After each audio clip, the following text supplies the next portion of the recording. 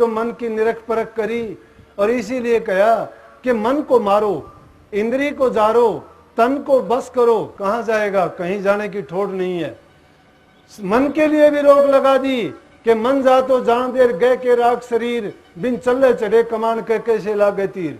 कि मन जाता है, इसको जाने दे, भागने दे, कूदने दे, उछलने दे। ये बंदर की तरह बहुत करता है, ये जंगली घोड़े की तरह बड़ा भागता है, इसको छलांग लगाने दे।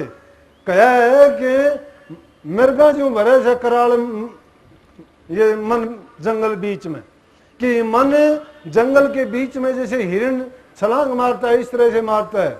लेकिन कहता है कि मन जा तो जाने दे, भागने दे। अरे तुम अपने शरीर को एक जगह पर ठोड़ रोक के रखो, मन कहां जाएगा? भागेगा, जाएगा, चला जाएगा। वापिस मुड़ के इसको यही आना है, रहना शरीर में है, उसका घर यही है। लेकिन मन जहां भागता है उसके पीछे शरीर को ना भगाओ। मन कहता है कि चलो आज सिनेमा देखने चलते हैं, चल पड़ते हो, चलो। मन कहता है कि चलो होटल का खाना खाने चलते, चलते चलो। मन कहता है आज काम नहीं करना, नहीं करते, सोना है सो जा। मन कहता है कि आज उदासी है, आज उठ के भजन नहीं करना, ना करो। फिर तो मन ने छोटी छोटी बातों से तुम्हें देख लिया कि तेरा गुलाम है, तू जो कहेगा वो करेगा, मन जो भी करेगा चाहेगा करवाएगा। अरे ये मन, इसीलिए इसको शैतान कह दिया। तो कबीर साहब कहता है कि खेल खेल में समझाता हूं, मन को मारो सुरत को डांट लो। मन मार सुरत ने डांटो, घर बैठे बनो फकीर। फकीरी के लिए कोई भेष धारने की जरूरत नहीं है, फकीरी के लिए किसी जमात में जाने की जरूरत नहीं है, फकीरी के लिए कोई मोहर लगवाने की जरूरत नहीं है।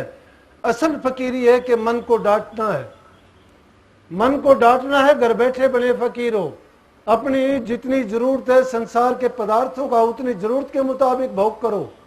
बूढ़े बुजुर्ग की इज्जत करो, अच्छा प्यार का व्यवहार करो, सबके साथ तुम ऐसे मिलके रहो, सबको एक परमात्मा की संतान मान के सबके साथ ऐसा व्यवहार करो जो तुम अपने प्रति व्यवहार चाहते हो। तुम दूसरों के साथ अच्छा करोगे, तुम्हारे साथ अपना अच्छा हो जाएगा, क्योंकि जो जैसा जिसके साथ करता है बस उसको वैसा ही मिलता है। तो आगे कहता है कि मन को डांटने का भी तरीका बता दूंगा, और जो मन को डांटते हैं उनका फिर संसार में ही देख लो। अगर तुम अंतर में तो मन को डांट के इस मन की साधना कर लोगे तो तुम सब कुछ करने वाले हो, तुम सब कुछ कर सकते हो। कैसे कर सकते हो? संसार में उसका झमेला देखो। लेकिन डांटने का तरीका क्या है?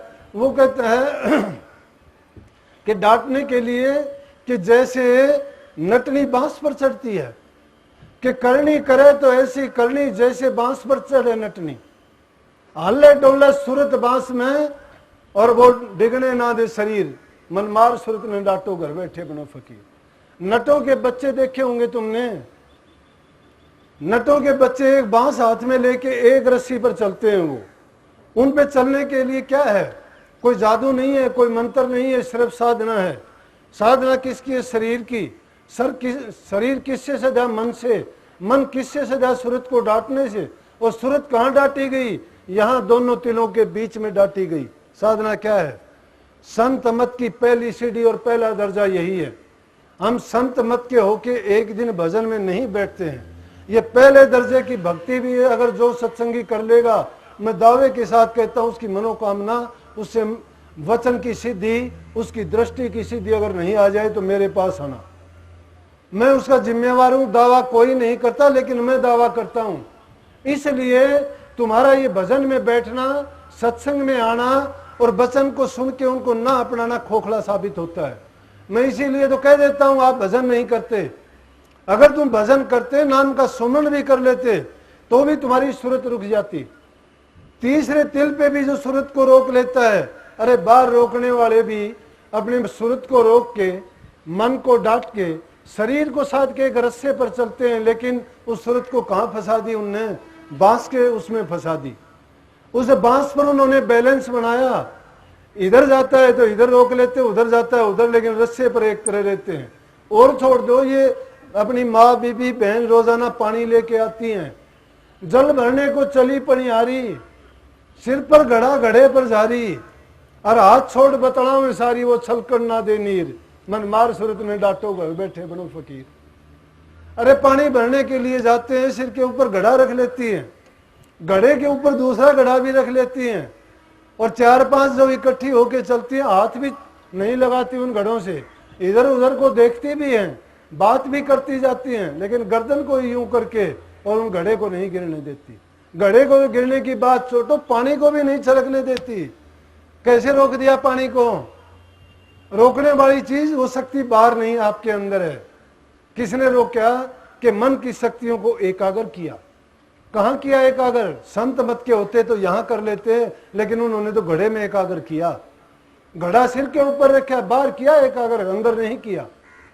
और बाहर किया तो जिस तरह भी थोड़ा जोर लगता है, सिर को ही ऊपर ऊपर से घुमाते, शरीर को नहीं हिलाती। लेकिन पानी की एक बूंद भी नहीं छलकने देती। कबीर साहब कहते दूसरा तरीका ये बता दिया खेल खेल में। ये मैं खेल खेल में बताता हूं, कोई नहीं, ये साधना है। प्रेमियों, संत मत खोखला नहीं है, संत मत झूठा नहीं है, संत मत कोई किसी को धोखा नहीं है। अगर तुम करके देखना चाहते हो, करके देखो ना। तरीका बताया गया है, देखा देखी कहते हैं, नाम मुझे भी दे दो, दीक्षा मुझे भी दे दो, उपदेश चाहिए मुझे। आप उपदेश पता है किस लिए चाहते हो? आप उपदेश चाहते हो, मुझे रोग लगे हुए हैं, मुझे शरीर की बीमारी है, मेरी गरीबी है, मुझे नौकरी नहीं मिलती, कमाई का कोई साधन नहीं है। मैं अगर नाम ले लूंगा तो नौकरी भी मिल जाएगी, संतान भी हो जाएगी, बीमारी भी दूर हो जाएगी, घर में धन दौलत भी हो जाएगा। अरे मांगा भी तो क्या मिलती, गणेश पक्ष हो जाए तो बहुत है। जहां भी सत्संग मिले वहां अवश्य जाना चाहिए।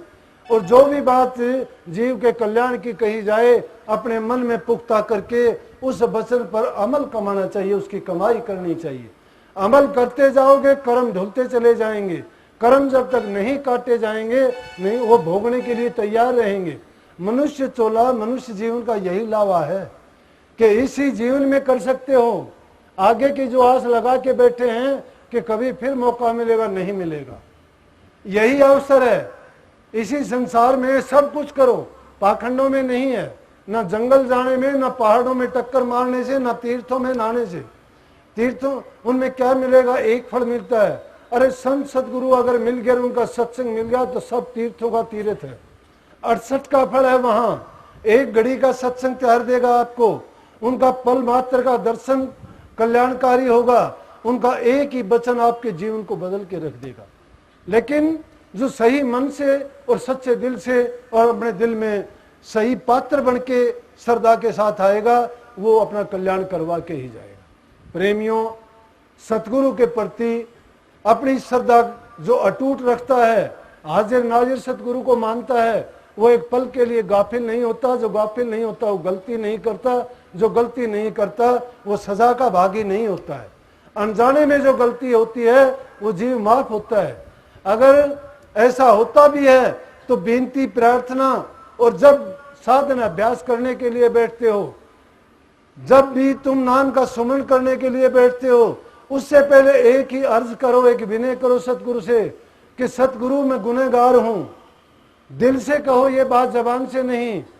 मैंने गुनहगार किस लिए हूं कि आपने मुझे जो रास्ता बताया उस पर नहीं चला, आपने जो नियम बताए उनका पालन नहीं किया, जो मुझे जीवन मिला था उसका मैंने सदुपयोग नहीं किया। तो इसलिए जो मैंने आपकी बात को विसारी, वचन को भूला, आपके बताए मार्ग पर नहीं चला, मैं गुनहगार हूं। और गुनहगार को माफ करो। चाहे माफ करने का मतलब है तौबा कर लेना कि अब जो मेरे से गलती हुई आइंदा मैं कभी नहीं होने दूंगा। सच्चे मन से अगर ये भावना रख के भी तुम ऐसा कहोगे तो भी तुम्हारे सारे अवगुण माफ कर दिए जाएंगे और तुम्हें पाक साफ करके सतगुरु अपने धाम में ले जाएंगे और तुम्हारा कल्याण हो जाएगा। सदा के लिए मुक्त हो जाओगे, जन्म मरण में कभी नहीं आओगे। तो बंधन तो सतगुरु के साथ बांधो, ऐसा बंधन बांधो कि कभी टूट ना जाए। टूट जाए संसार से, सतगुरु से ना छूटे। सब जगह से टूट जाए, कोई परवाह नहीं। संसार के नाते तो सब बर्बाद है, टूटते आए हैं। लेकिन सतगुरु से नाता मत तोड़ो। अगर वो नाता तोड़ दिया फिर कहीं ठोड़ नहीं है। इसलिए उसको मजबूत करके पुख्ता करके रखो। तुम्हारे हित की बात यही, और इसी में जीव का कल्याण है। सतगुरु आपको सद्बुद्धि दे, आपकी भक्ति बढ़ाए, दिन प्रतिदिन आपका प्रेम श्रद्धा बढ़ती जाए।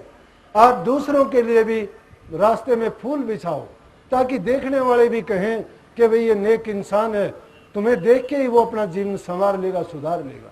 कितने लोगों के सुधार हुए हैं, कितने लोग आपको यहां दिखा दूं। पुराने जमाने में तो किसी ने एक दो सुधारा होगा, उनके नाम लिख दिए किताबों में। उन जैसे ही डाकू अब भी बैठे, इस संगत में काफी बैठे हैं। ऐसे ऐसे डाकू के आगे आगे वो पीछे पीछे पुलिस होती थी, और आज पुलिस और वो दोनों एक थाली में खाते हैं। वही उनको पकड़ने वाले एक ही थाली में प्रसाद लेते हैं, हंसते हैं, मिलते हैं। महा एक वो जमाना था, तू आगे होता था, ये पीछे होते थे। आज वो जमाना है, तुम दोनों साथ साथ हो। तो सदगुरु की इससे बढ़ के क्या महिमा होगी।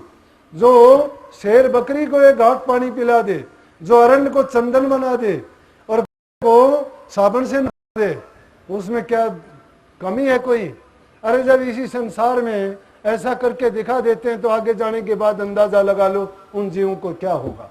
वो अपने कल्याण में किसी प्रकार का शक शुबा ना रखें। उनका निश्चित रूप से कल्याण है, और उनका कल्याण है और है। सदगुरु उन पर दया करे, मेहर करे। सबको राधा स्वामी।